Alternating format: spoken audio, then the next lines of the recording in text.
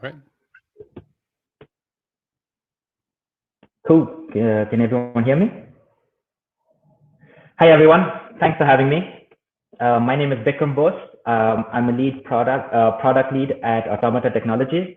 And over the next 10 to 12 minutes, I'll be talking to you about how to create customer centricity within dev teams. Before I jump in, a little bit about Automata Technologies. We're a Series A startup based in London, backed by the likes of Local Globe, Hummingbird, and Firstminute Capital. We're aiming to democratize automation. So you see the robot on the left, that's our first product. We're aiming to democratize automation and help increase productivity of our companies by enabling automation at scale and making it extremely affordable and easy to use. Our first product is called Eva, the robot on the left. And alongside that, we've created a software product called Choreograph, which is essentially a no-code graphical user interface that enables robots to be programmed essentially like through drag and drop functionality. And I currently lead product here, but I'll delve into my own journey into product and why customer centricity is important to me through the course of this talk. All right, jumping on to the main topic. What do we mean by customer centricity? Customer centricity is the focus on solving customer pain points and bringing customer value and delighting them. It doesn't just mean talking to customers often, but it cannot be achieved without that interaction. So talking to customers is a necessary but not a sufficient condition. It's also not just building what your customers ask you for. It actually goes a little bit deeper than that in trying to understand where their pain points are and connecting those pain points to seamless, delightful solutions. And that's essentially in a nutshell what I mean by customer centricity. Now, having said that, you're probably thinking everyone knows customer centricity is important. And since you're here at this talk, you're probably on the same wavelength as I am. But before I take it for granted, I just wanted to give you a couple of reasons why, in case you were wondering why it's important. The first reason is, turns out customer-centric companies are more likely to outperform their revenue goals by over 10%.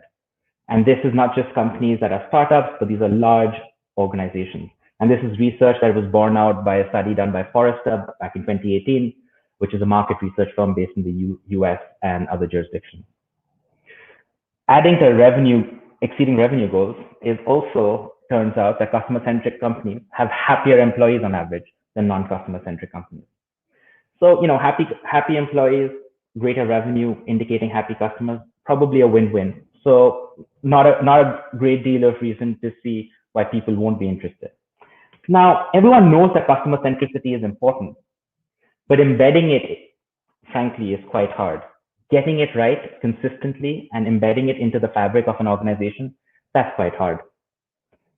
And that's why I like this quote from the CEO of Forrester, which shows that to get it right, one can't just dabble in this behavior. It's a complex all-in effort that is more of a cause than a program. No dilettantes here, no dabbling. It needs to be embraced. It's a full court press. So, unfortunately, no silver bullets today in how to embed customer centricity. But what I will try and do is share 5 lessons from the actions that we've taken here at Automata that have helped improve our customer centricity across teams and brought value to both customers and to our business. The only thing I want to mention here is that at no point am I saying that we fully figured this out. If we had, then we'd be raising Series E, D, F, I don't know, and I'd be writing a book instead of working on this product. And we've not fully figured this out, and we're still learning and experimenting. But I hope these 5 lessons are useful for you. Lesson number 1: everyone's understanding and appreciation of customer centricity comes from somewhere unique to them. And as early stage founders, as product leaders, it's your job to leverage that. Speaking personally, customer centricity is a topic that I've become more and more interested in over my career. I was the 10th employee at Automata, and being in this very small early stage team, I spent a lot of time with customers before the launch of our product. And the main question I was asking and I was focused on is that why are people even interested? Why are people even interested in this? Why are they trialing this? And what are they trying to get out of it? I went on to lead the sales team post launch with the main goal of increasing revenue. And I really found myself at the cold face of customer interaction again, primarily trying to understand why are customers buying this or why are they not buying this? What kind of needs do they need met? And essentially digging deeper into the pain points. And this quest of trying to solve pain points and hence grow our company on the back of actually solving real problems is what led me into my move into the product team when it was formed a few years ago.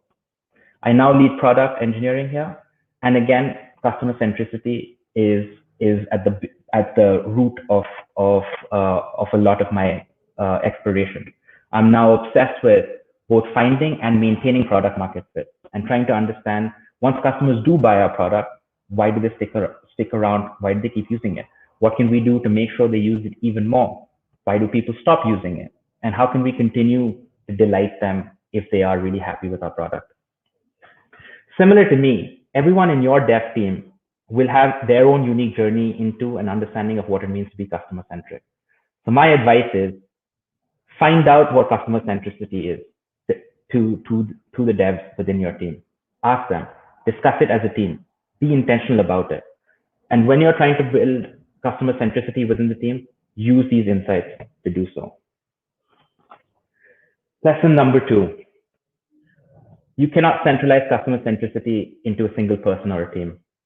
Being customer focused is everyone's mandate. When I think of this, I immediately think of Megan, our quality assurance manager. She's within the software team and is responsible for running tests before software releases to ensure that updates work and there aren't any unknown bugs. Having joined just a few months ago, she significantly improved our pre-release testing by testing the robots exactly as our customers use them versus how our engineers expected our customers use them or want the customers to use them.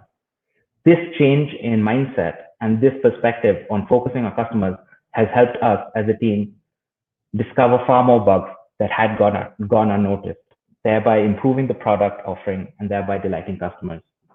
So what's the lesson here? Yes, be more Megan. But outside of being more Megan, it's to ensure that there are cultural artifacts within the company that encourage everyone to be customer centric. Now, talk is cheap, and putting customer obsession or customer centricity in the company values isn't enough unless it's actually backed by actions and behaviors within companies. So how do you instill these actions and behaviors? One way is to make sure team KPIs and individual KPIs are outcome focused, not output focused.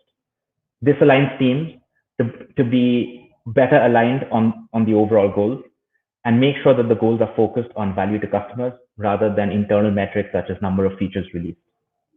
Another way to create these artifacts within the team is to make customer focus a part of everyone's performance reviews. You can make it mandatory to attend certain calls, generate certain insights, and speak about these insights and share them within the team. Another possible way of doing this is making time for such customer interactions within sprints for your devs, so that they don't feel like they're doing outside of sprint work and that their sprints would suffer because of it. These are just a few ways to continue to be customer centric. Lesson number 3, make sure your devs are actually talking to and in front of customers. Now, this sounds pretty prosaic and pretty obvious, but you'd be surprised how many teams the devs are just working heads down, waiting for instructions from the product team or from the founders or from someone in commercial to give some requirements. FaceTime with customers will help devs understand what customers like and dislike far more viscerally. Some easy ways to ensure that the devs this is by doing, by making all the devs do customer support and making sure that that devs are on at least some of the customer discovery calls. They don't need to be on all the calls, but they should have an exposure to the representative sample. The kind of questions that the devs ask, the kind of questions that the depth of questioning there would be quite refreshing, and you'll get a different perspective having developers in the call getting real-time feedback from people who are using their product. If your customers allow it, then get people building the product to shadow how customers use the product. So get the devs to do a screen share through TeamViewer or some other software like that with a user, and let them see how the user interacts with the product, where the friction points are. And this could be done both in a B2C as well as in a B2B context. If you are in B2B enterprise and you have deployment teams, then along with the deployment team, get an engineer or two to go and see how the deployment takes place and see where the frictions are. These insights, their insights there will lead to better solutions for those areas of friction, and you will see the change happening real time. So the summation of this lesson is, make sure you have enough avenues for customer interaction and that you empower the devs to interact with your customers. Moving on to lesson 4. Again, seems pretty prosaic, hiring customer-centric devs, but you'd be surprised how many people think of this only once people within the team and the dev teams have been hired. We certainly were guilty of that. Recently, though, we were hiring for a front-end developer, and one candidate stood out, Mark. Mark built a product as a side hustle, and we were asking questions around customer centricity, which actually got us to this insight. And the product was amongst one of the top rated on Product Hunt. This, and hearing him talk about how to build it, how he went about it, why solving certain customer issues mattered to him, was all the proof that we needed that he was customer centric. And that proof has been borne out over the last 6 months since he's been working here. So my advice is, think about whether you're screening for customer centricity in your hiring. Figure out what that should look like within your hiring process. And lastly, make sure insights are widely shared. I cannot stress this enough. Too much gets locked into people's heads. I've been guilty of this when I've been doing customer insight work, where a lot of it is in my head or in an Excel spreadsheet or in a doc that isn't accessible or understandable by others. And this sucks for everyone. It sucks for me because I'm doing all this work and no one's getting the benefit of it. And it sucks for devs who rely on insights that others might be finding.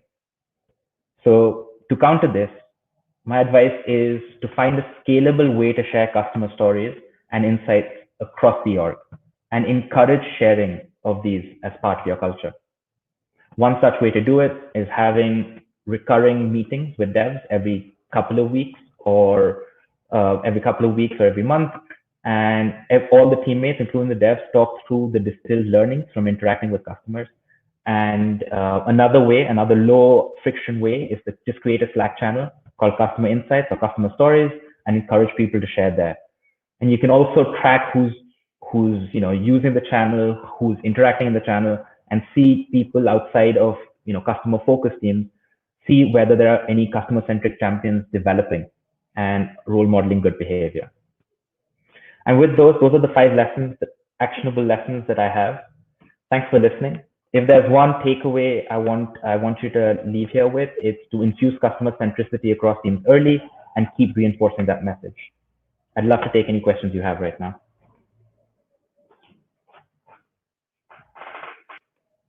Bikram, thank you so much for that talk. I have a question right off the bat, which is when you start to involve devs in those sort of customer-oriented phone calls, be it customer support or maybe even meeting customers in enterprise context, do you need every dev to do that, or is it just the ones who are working on sort of customer-facing features? Like, how do you choose who goes and who doesn't go, or is it everyone or no one?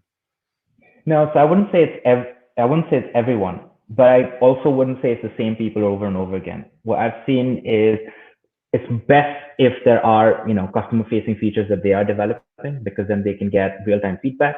But I've seen back-end developers who have gotten a lot of insight and actually gotten inspiration talking to customers. So it's not immediately necessary that it needs to be someone who's at the front end or just at the customer cold face in terms of the product that they're developing. Mm-hmm. And I'd also say that it's good to rotate people out so that more people with different perspectives and their unique insight on what customer centricity is can come in and listen in as well as contribute to that knowledge. But yeah, I don't think you should send everyone all the time. It should be something that you cherry pick and it's like a carousel almost. Get different devs and different. So Otto in the audience has a really good follow-up question to this. He asks, any tips on how to motivate devs to actually do the talking? He says our dev is pretty senior, and he's just not interested in talking to customers. So I want to get them excited. How can I motivate them? Yeah. So when I was creating the slide deck, I had put in fallacies initially, saying, you know, devs do not like talking to customers. That was a fallacy that I had, and I guess it's the best way to motivate the dev to talk to them is as a conduit of real-time feedback. Because what I've seen is even if devs don't like talking to customers, they love feedback. Feedback loops are important to them. So if you kind of like package it as this is like the most real-time visceral feedback that you will receive, and it'll only take maybe 20 minutes of your day within a sprint, it's going to be low friction for you, and it's going to be lots of like you get a lot out of it basically. Interesting. I can share a sort of an opposite approach. So there's a friend who runs a company called Bolino, which is a management platform for IoT in the cloud. So like hundreds of connected displays or whatever. His company from day one was very much engineering led. So even to this day, most of the employees are engineers working on code. And he quickly realized the same thing. He's like, I need my devs to talk to customers more. And so he set a rule. He actually like, this is a hard coded rule. So you're not allowed to commit to GitHub if you haven't responded to so many customer requests in Intercom. And so he literally pulls the keys if you don't keep up with your customer requests. And while this is very much like a stick instead of a carrot, it did work. And all of a sudden the discussions in the product room changed from like, I think this is a cool feature, to being like, oh, we need this because customer X can't do it. Yeah, exactly. And you know, they did lose some developers over that, but the team he has built is now 100% customer centric. Which for them is what they needed. So that was a very extreme version of and just to add to that, because that is an extreme version, and I can almost see the devs that I work with in a mutiny over it in my team if I do this. But one of the ways that has worked which may be a via media here, is every time they're doing product demos, especially because they like doing product demos for the team, the questions we ask is why is this important? Whose life is this making easier? And very quickly, if they don't have the right answers, they feel like, you know, this product isn't good enough, and then they go back and trying to do that. We saw this over the last maybe 2 years, where especially the non-customer facing devs just kept talking about, this is a really cool feature, and because it's a robots are cool to build, they would like put a feature on that. But unless we look at it from the prism of how is it solving a customer pain, you know, it doesn't get prioritized. Dennis has a bit of a question here. He asks, what does Megan actually do in customer service that she knows how the customer actually uses the product better than the PMs before her? No, so she's not in customer service. She's in quality assurance, and she's a QA dev.